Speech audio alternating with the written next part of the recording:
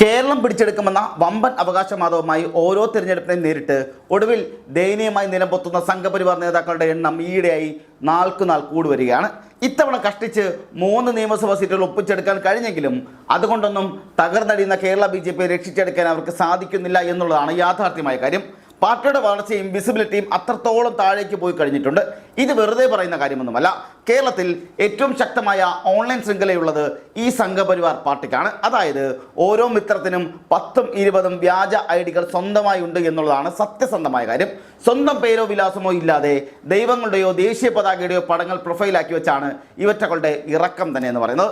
തങ്ങൾക്കെതിരായ രാഷ്ട്രീയ പോസ്റ്റുകൾ കണ്ടാൽ അതിൻ്റെ താഴെ വന്ന് ഏറ്റവും ക്രൂരമായ അസഭ്യവശം നടത്തുക, പച്ചത്തെറി വിളിക്കുക, അതിലൂടെ മനസ്സിന് ആശ്വാസം കണ്ടെത്തുക, എന്നിട്ട് ഇതാണ് സംഘത്തിൻ്റെ വളർച്ചയെന്ന് വരുത്തി തീർക്കുക, ഇങ്ങനെയുള്ള പല കുൽസിത പ്രവൃത്തികളുമാണ് കാലങ്ങളായി ഇവർ ഇവിടെ പയറ്റിക്കൊണ്ടിരിക്കുന്നത്. ഇതിലൂടെയൊക്കെ കേരളത്തെ വിഴുങ്ങി BJPക്ക് അങ്ങ് പറന്ന് പന്തലിക്കാം എന്നായിരുന്നു ഇവരുടെ എല്ലാം വ്യാമോഹം ഉണ്ടായിരുന്നത്. എന്നാൽ പക്ഷേ സോഷ്യൽ മീഡിയയുടെ ഈ തെരുവിളി ക്യാമ്പയിനുകളും തീവ്ര ഹിന്ദുത്വ അജണ്ടകളും കേരളത്തിൽ വർഗീയ ഭിന്നിപ്പുണ്ടാക്കാനുള്ള അന്യമത വിദ്വേഷ പ്രചരണങ്ങളും പടക്കം പൊട്ടുന്നത് പോലെ ഒന്നൊന്നായി പാളിപ്പോകുന്ന കാഴ്ചയാണ് ഇന്നിപ്പോഴത്തെ തിരുവനന്തപുരം കോർപ്പറേഷനിലടക്കം കാണാൻ സാധിക്കുന്നത്. നിയമസഭയിലെ ആ 3 സീറ്റ് വലിയൊരു ചരിത്ര നേട്ടമെന്ന് പറഞ്ഞ് ഇപ്പോൾ പർവ്വതീകരിക്കാൻ അവർ നോക്കുന്നുണ്ട്. ഒപ്പം തിരുവനന്തപുരം കോർപ്പറേഷൻ ഭരണം പിടിച്ചത് വലിയൊരു വിപ്ലവമായി കാണിച്ചുകൊണ്ട് തന്നെ വമ്പൻ പ്രചരണങ്ങളും അഴിച്ചുവിടുന്നുമുണ്ട്. എന്നാൽ ഒരു മാധ്യമപ്രവർത്തനം എന്ന നിലയിൽ ഞാനിവിടെ മനസ്സിലാക്കുന്നത് വ്യക്തമായി തന്നെ ആ ബോധ്യത്തിൽ പറയുന്നത് ഇതൊക്കെ തങ്ങളുടെ ദയനീയമായ തകർച്ച മറച്ചു വെക്കാനുള്ള വെറും രാഷ്ട്രീയ ഗിമ്മിക്കുകൾ മാത്രമാണ് എന്നുള്ളതാണ്. കാരണം കോർപ്പറേഷൻ ഭരണം പിടിച്ചെടുത്തതിലൂടെ വലിയ വിപ്ലവം ഉണ്ടാക്കിയെന്ന് BJP അവകാശപ്പെടുമ്പോഴും അവിടെ അവരുടെ വിസിബിലിറ്റി വലിയ തോതിൽ നഷ്ടപ്പെട്ടിരിക്കുകയാണ്. കേരള രാഷ്ട്രീയത്തിൽ തിരുവനന്തപുരം കോർപ്പറേഷനിലെ BJP പ്രതിനിധികൾക്കുള്ള സ്പേസ് അല്ലെങ്കിൽ അവരെ കേൾക്കാനുള്ള ജനങ്ങളുടെ താല്പര്യം അത് ഇല്ലാതായിക്കൊണ്ടേയിരിക്കുകയാണ്. കോൺഗ്രസ് അതിശക്തമായി തിരിച്ചു വരുന്നതോടെ UDF സംഘടനാ സംവിധാനം ഒറ്റക്കെട്ടായി പൊതുസമൂഹത്തെ ഒപ്പം ചേർത്ത് നിർത്തിയതോടെ കോർപ്പറേഷൻ ഭരണത്തിൽ BJP നടത്തിക്കൊണ്ടിരിക്കുന്ന സകല കുത്തിത്തിരിപ്പുകളും ഏറെക്കുറെ അന്ത്യമായിരിക്കും തന്നെ പറയേണ്ടി വരും. ഏറ്റവും ഒടുവിൽ നിന്നും പുറകോട്ട് പോകുന്നതായിരിക്കും കാര്യം. ആദ്യം നമ്മൾ പരിശോധിക്കുന്നത് തിരുവനന്തപുരം കോർപ്പറേഷനിൽ നിയമങ്ങളെ വെല്ലുവിളിച്ചുകൊണ്ട് BJP അംഗങ്ങൾ നടത്തിയ സത്യപ്രതിജ്ഞയും അതിനെ തുടർന്ന് അവിടെ ഇറങ്ങിക്കൊണ്ടിരിക്കുന്ന അസാധാരണമായ ഭരണ പ്രതിസന്ധിയും അതുപോലെ നാടകീയ രംഗങ്ങളുമൊക്കെയാണ്. ഓരോ ദൈവങ്ങളുടെ പേരിൽ സത്യപ്രതിജ്ഞ നടത്തുന്നു. ഓരോ ദൈവങ്ങളെ വിളിച്ച് അപേക്ഷിക്കുന്നത്, പ്രാർത്ഥിക്കുന്നത് ഒരിക്കലും ഒരു തെറ്റുള്ള കാര്യമല്ല. അത് ചെയ്യാവുന്നതാണ്, എല്ലാവരും ചെയ്യുന്നതാണ്. പക്ഷേ സത്യപ്രതിജ്ഞ എങ്ങനെയായിരിക്കണം എന്നൊരു നിയമമുണ്ട്. അതിന് വിരുദ്ധമായി ഹിന്ദു ദൈവങ്ങളുടെ പേര് പറഞ്ഞും ബലിദാനികളുടെ പേര് പറഞ്ഞും ഒക്കെ സത്യപ്രതിജ്ഞ നടത്തുമ്പോൾ BJP കരുതിയത് കുറച്ചുകൂടി തീവ്രമായ ഹിന്ദുത്വ നിലപാടുകൾ പൊതുസമൂഹത്തിന് മുന്നിലേക്ക് കൊടുക്കാം എന്നുള്ളതാണ്. ഉത്തരേന്ത്യ മോഡലിൽ കേരളത്തിലും തീവ്ര ഹിന്ദുത്വം ആളിക്കത്തിക്കാമെന്നാണ്. ആ നിലയിലുള്ള വലിയ ക്യാമ്പയിനുകൾക്ക് തുടങ്ങാമെന്നൊക്കെയായിരുന്നു ഇവരുടെയൊക്കെ വ്യാമോഹം. എന്ന് വെച്ചാൽ ഹിന്ദു ദൈവങ്ങളുടെ പേര് പറയുന്നതിന് നിങ്ങൾക്ക് എന്താണ് അസഹിഷ്ണുതപ്പെടുന്നത്, അല്ലെങ്കിൽ നിങ്ങൾക്ക് എന്താണ് പ്രശ്നം എന്ന് വരുത്തി തീർക്കുക. നിങ്ങൾ മറ്റവന്മാരുടെ ആളുകളല്ലേ, നിങ്ങൾ മറ്റേ ആൾക്കാരല്ലേ, അതുകൊണ്ട് നിങ്ങൾ അവരുടെ കൂടെ പൊക്കോ, ഞങ്ങൾ ഹിന്ദുക്കൾക്കൊപ്പമാണ്. ഈ രീതിയിലുള്ള ക്യാമ്പയിനാണ് BJP നടത്തിക്കൊണ്ടിരിക്കുന്നത്.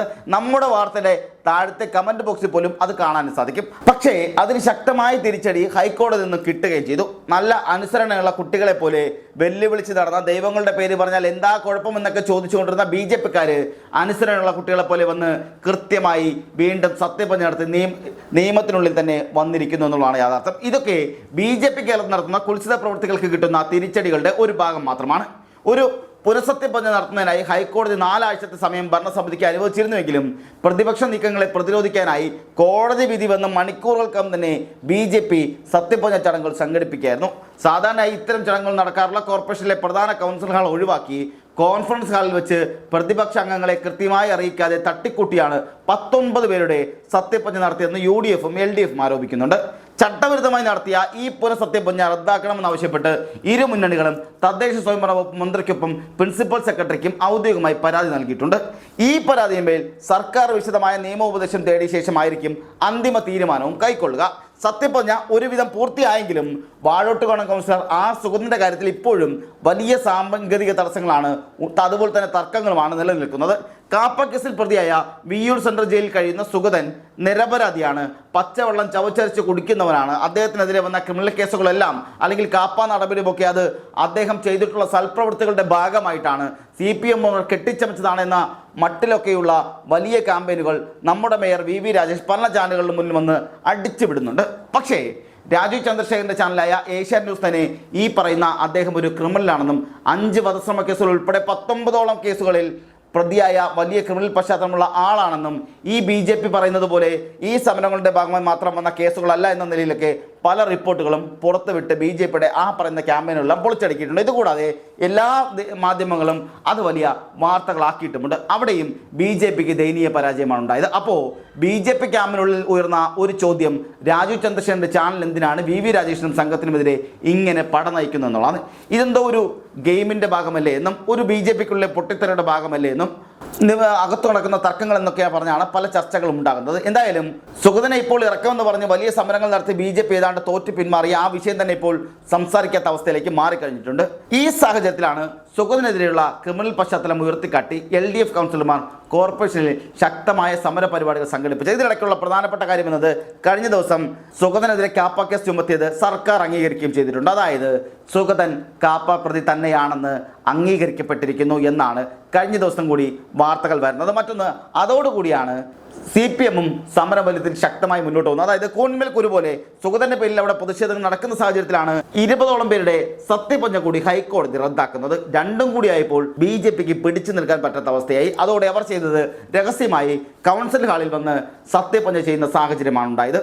ഫ്ലക്സ് ബോർഡുകൾ സ്ഥാപിച്ച് മുദ്രാവാക്യം വിളിച്ചുമൊക്കെ പ്രതിപക്ഷം നടത്തിയ പ്രതിഷേധങ്ങൾ കഴിഞ്ഞ മണിക്കൂറുകളിൽ വലിയ രീതിയിലുള്ള തമ്മിൽ തല്ലും സംഘർഷത്തിലേക്ക് നമുക്ക് വഴിമാറുന്നത് നമ്മൾ കണ്ടതാണ്. നിരവധി കൗൺസിലർമാർക്ക് പരിക്കേൽക്കുകയും അവർ ആശുപത്രിയിൽ ചികിത്സ തേടുകയും ചെയ്ത അവസ്ഥയിലാണ് കോർപ്പറേഷൻ അംഗം യുദ്ധക്കളമായി മാറിയത്. ഇതിൽ VV രാജേഷിന്റെ കാലിൽ പരിക്കേൽക്കുകയും പാസ്റ്റർ എഴുതുന്ന സാഹചര്യങ്ങൾ ഉണ്ടാവുകയും ചെയ്തു.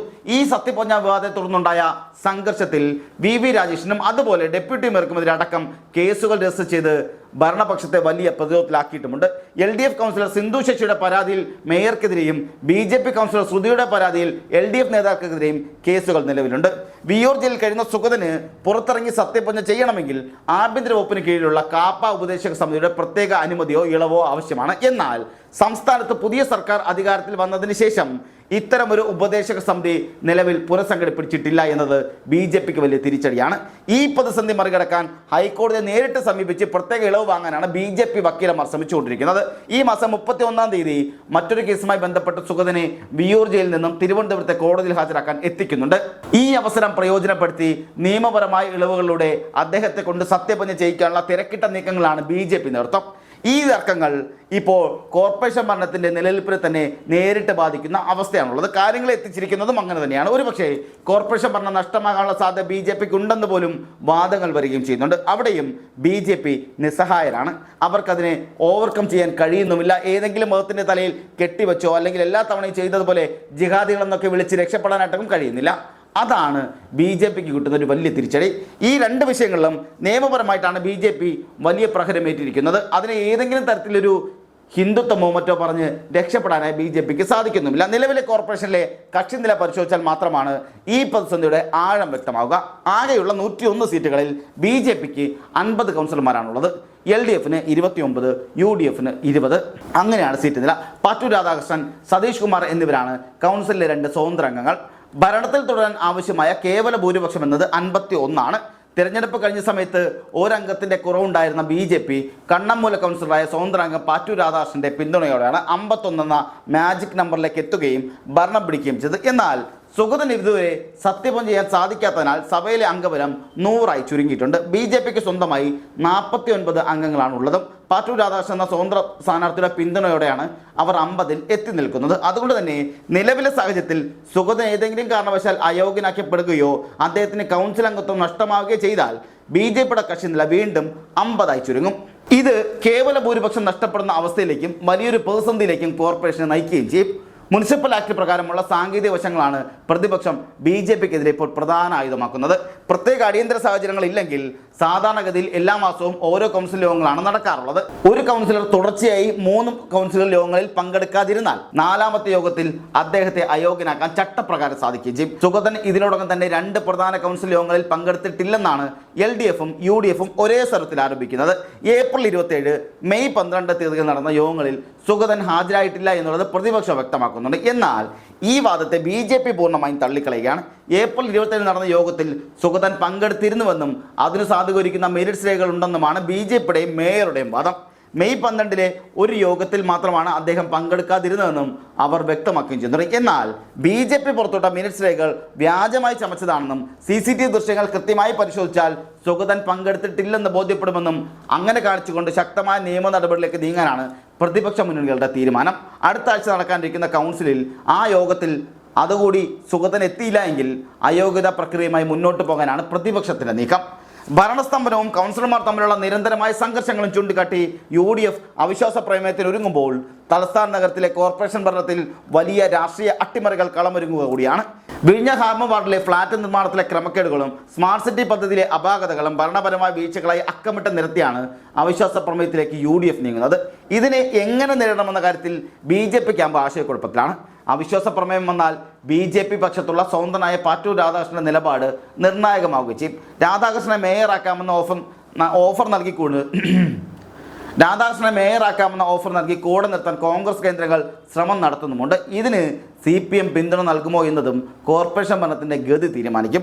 പ്രതിപക്ഷത്തെ 29 സീറ്റുകളുള്ള LDFും 20 സീറ്റുകളുള്ള UDFും ഒറ്റൊരു സ്വതന്ത്രം ചേർന്ന് വോട്ട് ചെയ്താൽ ഭരണപക്ഷത്തിനെതിരെ 50 വോട്ടുകൾ സമാഹരിക്കാനാകും. ഇവർക്കൊപ്പം പാറ്റൂർ രാധാകൃഷ്ണൻ കൂടി കൂടുമാറിയാൽ അത് BJP ഭരണത്തിൻ്റെ അന്ത്യം കുറിക്കും.